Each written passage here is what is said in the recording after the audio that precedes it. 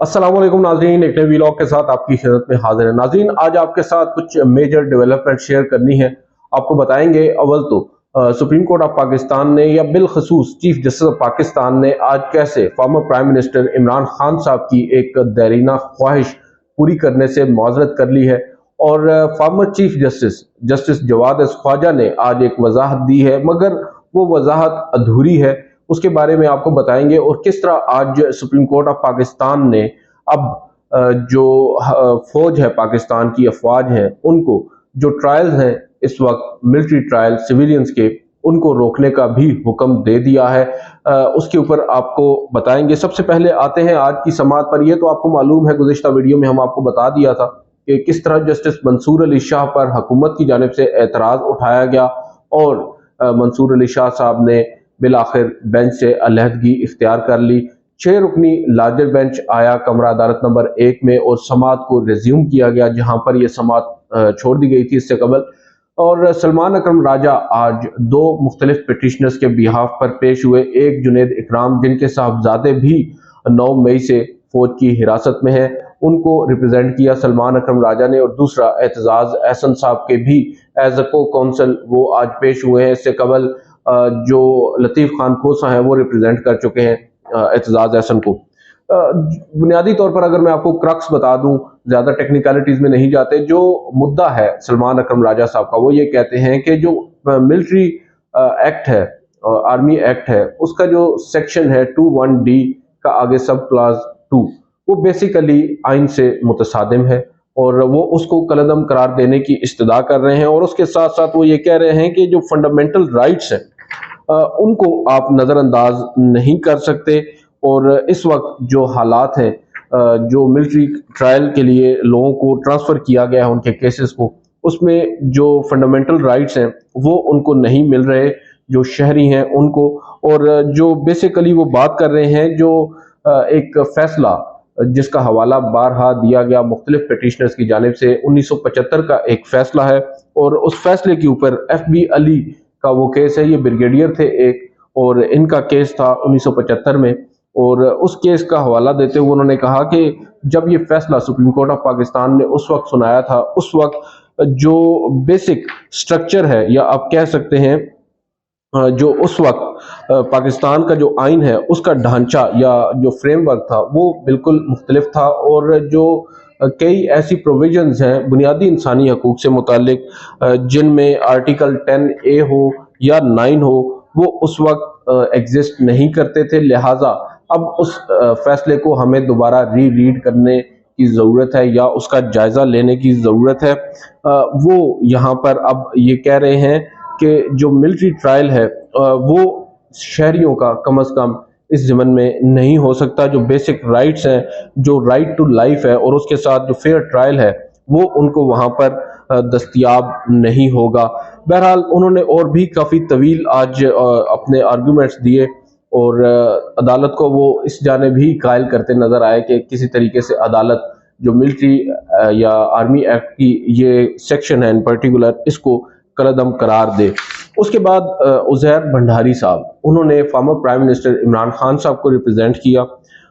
जो भंडारी साहब हैं वो कल भी अपने आर्ग्यूमेंट्स को रिज्यूम करेंगे। सुबह 9:30 बजे दोबारा समाअत होगी। आज उनकी जानिब से एक इस्तदा की गई अदालत से और ये कहा गया कि 9 मई के जो वाक़यात हैं उनके लिए एक इंडिपेंडेंट जुडिशल कमीशन कायम किया जाए, और ये मेरे जो मोक्कल हैं यानी इमरान खान साहब हैं वो चाहते हैं। मगर चीफ जस्टिस ऑफ पाकिस्तान ने माजरत कर ली।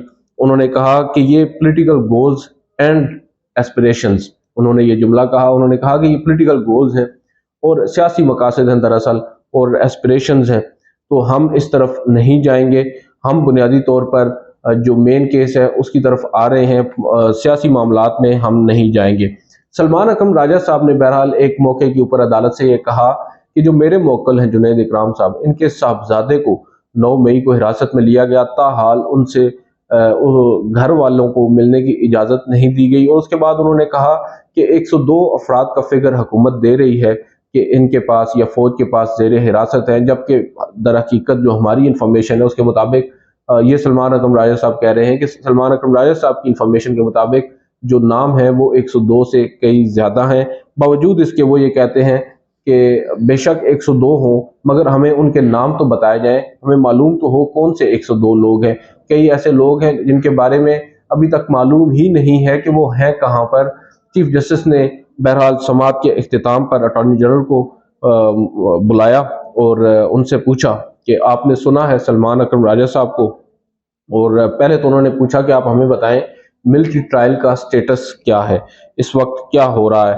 تو جس پر اٹارنی جنرل نے بتایا کہ 102 لوگ ہیں اس وقت اور تحقیقات کا عمل ابھی جاری ہے، اور ساتھ ساتھ انہوں نے یہ کہا کہ ہو سکتا ہے، عین ممکن ہے کہ تحقیقات کے دوران کچھ لوگوں کے نام جو ہیں وہ نکال بھی دیے جائیں، یعنی کچھ لوگوں کے جو کیسز ہیں ان کو واپس بھیج دیا جائے یا ان کو چھوڑ دیا جائے، یہ بھی ایک امکان ہے۔ یہاں پر جسٹس مظاہر علی اکبر نقوی نے اٹارنی جنرل سے پوچھا کہ یہ اس کے پیچھے اصل ریشنل کیا ہے، پک اینڈ چوز کے پیچھے، تو انہوں نے کہا کہ کوئی ریشنل نہیں ہے، ان سائڈ جو تحقیقات ہوتی ہیں اس کی بنیاد پر ہی یہ فیصلہ ہوتا ہے۔ اور اب یہاں پر چیف جسٹس آف پاکستان نے کہا کہ یہاں پر اٹارنی جنرل نے کہا کہ صرف وہ لوگ جنہوں نے جو تنصیبات ہیں فوجی یا جو ریاست کی تنصیبات ہیں وہاں پر بریچ کیا یا ان کے پریمیسز میں وہ داخل ہوئے، ان کے ایریا کے اندر وہ داخل ہوئے، صرف ان لوگوں کو حراست میں لیا گیا ہے۔ ایسا نہیں ہے کہ کسی کو بھی ہم نے اٹھا کر اندر ڈال دیا ہو۔ جس پر جسٹس عائشہ ملک نے کہا کہ کیا یہ آپ کی اپنی رائے ہے یا آپ بطور اٹارنی جنرل یہ سٹیٹمنٹ دے رہے ہیں، کیونکہ یہ بڑی امپورٹنٹ سٹیٹمنٹ ہے۔ تو اٹارنی جنرل نے کہا کہ میں بطور اٹارنی جنرل آپ کے سامنے کھڑا ہوں تو اس کیس میں کوئی بھی ایسی بات نہیں کروں گا جس کو آپ مجھ سے اس کو جوڑ سکیں، یہ میں صرف اور صرف بطور اٹارنی جنرل بات کر رہا ہوں۔ بہرحال یہاں پر جسٹس عائشہ ملک کا شاید اشارہ جسٹس منصور علی شاہ کے اوپر اعتراضات پر تھا، کیونکہ اٹارنی جنرل نے پہلے روز کہا کہ ہمیں کوئی اعتراض نہیں، اور 2 روز کے بعد انہوں نے اعتراض کیا۔ یہاں پر جسٹس عائشہ ملک کی جو بات تھی وہ ٹو سم ایکسٹینٹ مناسب تھی۔ اب پھر چیف جسٹس نے یہاں پر جو سلمان اکرم راجہ صاحب کے موکل ہیں ان کے صاحبزادے کے حوالے سے پوچھا کہ کب سے بند ہیں وہ، تو ان کو بتایا گیا کہ 9 مئی سے وہ زیر حراست ہے۔ تو چیف جسٹس نے کہا کہ اٹارنی جنرل صاحب آپ ہدایات لے کر آئیں اور کم از کم اس بچے سے ملنے تو دیا جائے، اس کے گھر والوں کو۔ 9 مئی سے اب تک دیکھیں کتنا وقت گزر چکا ہے، انہیں اجازت دیں ملنے کے لیے۔ اور ساتھ ساتھ انہوں نے یہ کہا کہ I expect while proceedings are in progress no military trial takes place۔ Chief justice نے کہا کہ میں توقع کرتا ہوں کہ جب تک یہ عدالتی کارروائی چل رہی ہے تب تک کوئی ملٹری ٹرائل نہیں ہوگا۔ اب عدالت نے سماعت کے اختتام پر جو نام ہے وہ مانگ لیے ہیں 102 لوگوں کے اٹارنی جنرل سے، اور ان سے اٹارنی جنرل نے یہ کہا ہے کہ اگر آپ کو شک ہے کسی شخص کا کہ کوئی ہماری حراست میں ہے یا نہیں تو ہم سے بھی پیٹیشنرز نام پوچھ سکتے ہیں، ہمیں نام بتا سکتے ہیں اور ہم پھر چیک کر سکتے ہیں کہ یہ شخص ہمارے پاس ہے یا نہیں۔ اور پھر بہرحال ان کو یہ کہا گیا کہ جو لطیف کھوسہ صاحب ہیں انہوں نے کہا کہ وکلاء کو بھی ملنے کی اجازت نہیں دی جا رہی۔ بہرحال اب چیف جسٹس آف پاکستان نے یہ کہا ہے کہ جو ملنے کا معاملہ ہے اس کو بھی ٹیک اپ کریں۔ اٹارنی جنرل نے کہا کہ یقین دہانی کرائی کہ ہم کل تک آپ کو اس معاملے پر رپورٹ دے دیں گے۔ اس کے بعد جو دوسری بڑی ڈیولپمنٹ ہوئی ہے وہ فارمر چیف جسٹس جواد اس خواجہ کی جانب سے ایک سٹیٹمنٹ آیا ہے۔ یہ سٹیٹمنٹ ہے، یہ تقریباً 1 صفحہ 1.5 صفحہ بنتا ہے، اور آج کی اس کے اوپر تاریخ ہے 26 جون 2023۔ اور میں آپ کے سامنے اگر اس کا پڑھ دوں، اس کا ڈرافٹ پڑھ دوں، تو وہ یہ کہہ رہے ہیں کہ مجھے ایک نیک نام صحافی،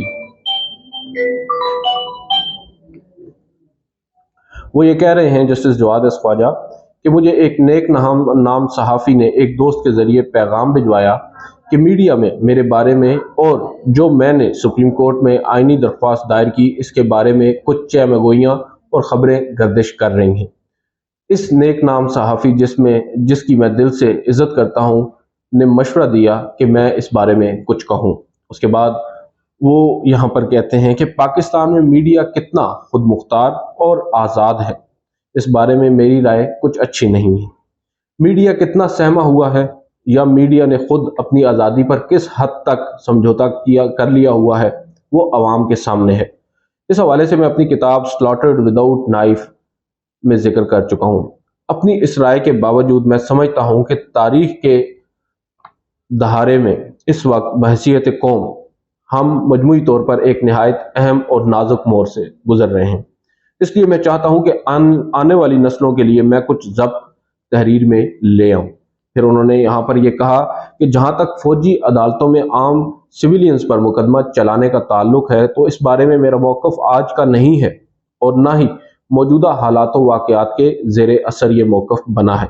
वो ये कह रहे हैं कि सन 2015 में रावलपिंडी बार एसोसिएशन बनाम वफाक पाकिस्तान, ये एक मुकदमा है जिसका वो हवाला दे रहे हैं, एक फ़ैसला है दरअसल, और जिसका हवाला बार बार इस पर्टिकुलर केस के अंदर भी आ रहा है। उसमें ये कह रहे हैं कि मैंने बतौर जज सुप्रीम कोर्ट जो मौक़िफ़ उस वक्त अपनाया था वो हमारी मुल्क की और अदलिया की तारीख का हिस्सा है, और 2015 में भी मेरी राय यही थी कि आम सिविलियन शहरियों का फौजी अदालतों में मुकदमात चलाना गैर आइनी है, क्योंकि ऐसा फेल शहरियों के आइनी हकूक से मुतसादिम है। इसलिए जो मीडिया के लोग ये तासुर दे रहे हैं कि मैंने फौजी अदालतों के खिलाफ आज कोई नया मौक़िफ़ पेश किया जो किसी ज़ाती या खानगी मसलहत के तहत है, ऐसे सहाफ़ी या तो तारीख से नावाकिफ़ हैं या वो अवामुन नास को जानबूझकर गुमराह कर रहे हैं। फिर वो ये कहते हैं कि मुझे ये भी बताया गया कि कुछ लोग ये कह रहे हैं कि मैंने अपनी दरख्वास्त साबिक वज़ीर-ए-आज़म इमरान खान की हिमायत में दायर की है, तो ये बात गलत है। इमरान खान के वकील हामिद खान से मेरी रफ़ाकत 46 बरस की है।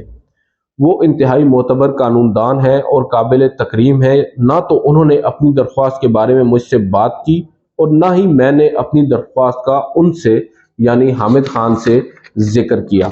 फिर वो ये इमरान खान साहब के बारे में बता रहे हैं कि इमरान खान साहब को मैं तकरीबन 60 साल से जानता हूं, लेकिन पिछले कम से कम 50 साल से मेरी उनसे कोई मुलाकात नहीं हुई, मां सिवाय 15 साल कबल एक दिन आप कह सकते हैं एक शादी की तकरीब में हम मिले थे, वो एक सरसरी सी मुलाकात थी। उन्होंने कहा है कि मेरी जो दरख्वास्त सुप्रीम कोर्ट में इस वक्त ज़ेर समाअत है वो मुफाद आमा के तहत दायर की गई है और किसी एतबार से वो हामिद खान की दायर करदा आइनी दरख्वास्त से भी मुख्तलिफ है। मैं सिर्फ ये कहना चाहूँगा कि मीडिया अवाम के हकूक़ का अमीन है, लिहाजा अवाम की अमानत उन तक दयानतदारी के साथ पहुँचाए। इसके बाद मेरी उनके हक़ में एक दुआ है कि वो कलाम पाक की हकीमाना हिदायत जो सूरह हिजरात में दी गई है, इस पर ईमान ले आएँ और अमल पैरा हो जाएं, जिसका लुबे लुबाब यह है कि अल्लाह ताला सबको ईमान की दौलत दे। नोट: मीडिया के लिए इस बाबत ये मेरी पहली और आखिरी तहरीर है। जवाद एस ख्वाजा। अब जस्टिस जवाद एस ख्वाजा ने बेशक मीडिया को भी अच्छा खासा इस अपने वजाहत के अंदर तनकीद का निशाना बनाया, और राइटली सो। जब एक पिटिशनर, एक इतना बड़ा कानूनदान सुप्रीम कोर्ट में एक दरख्वास्त दायर करता है तो उसके इंटेंट के ऊपर शक करना और फिर उसको मलाइन करना, ये किसी भी सूरत जो है वो मुनासिब नहीं है। और उन्होंने खुद बता दिया है कि इमरान खान से उनका ताल्लुक ज़रूर रहा होगा, लेकिन 60 साल पहले, और जहाँ तक हामिद खान उनके वकील हैं उनसे भी, मगर आज तक उन्होंने अपने नोट्स उनके साथ शेयर नहीं किए। और इसके बाद एक इम्पॉर्टेंट पॉइंट, शायद वो जानबूझकर उसके ऊपर उन्होंने रोशनी नहीं डाली, जो बुनियादी वजह है उन पर तनकीद की, कि उनकी कुछ भांजियों के हवाले से हमने भी आपको बताया था कि कुछ खबरें चल रही हैं कि वो भी फौज की हिरासत में हैं, जिसके ऊपर वो ऑफ द रिकॉर्ड ये कह सकते हैं, या एक सहाफ़ी को उन्होंने गुफ्तगू करते हुए ये ज़रूर कहा था कि उनकी कोई भी भांजी ज़ेर हिरासत नहीं है। कुछ भतीजे ज़रूर गिरफ्तार हुए थे 9 मई के वाक़यात में, जिनको बाद में मिलिट्री कोर्ट को ट्रांसफ़र नहीं किया गया। अब लोग उन पर तनकीद कर रहे हैं कि इस बात की वजाहत उन्होंने क्यों नहीं की। खैर, वो उनकी अपनी चॉइस है, वो जो भी करें, मगर एक बात तो तय है कि जवाद एस ख्वाजा जैसा सीनियर कानूनदान, former chief justice of Pakistan अगर सुप्रीम कोर्ट में आया है एक दरख्वास्त लेकर, और बड़ी ही वेल ड्राफ्टेड उनकी दरख्वास्त है, इसमें कोई शक नहीं है। चीफ जस्टिस ने भी उनकी तारीफ़ की है और आज भी कमरा अदालत में चीफ जस्टिस ने उनकी तारीफ़ की है। तो ऐन मुमकिन है जो भी अदालत कल फैसला सुनाएगी उस फैसले में जस्टिस जवाद एस ख्वाजा की ये पिटीशन जो है, इसके भी कई जो मुख्तलिफ आर्ग्यूमेंट्स हैं उनको हिस्सा बनाया जाएगा। आज की इस वीडियो से इतना ही। आपसे अगली वीडियो में मुलाकात करेंगे। इजाज़त दीजिए। अल्लाह हाफ़िज़।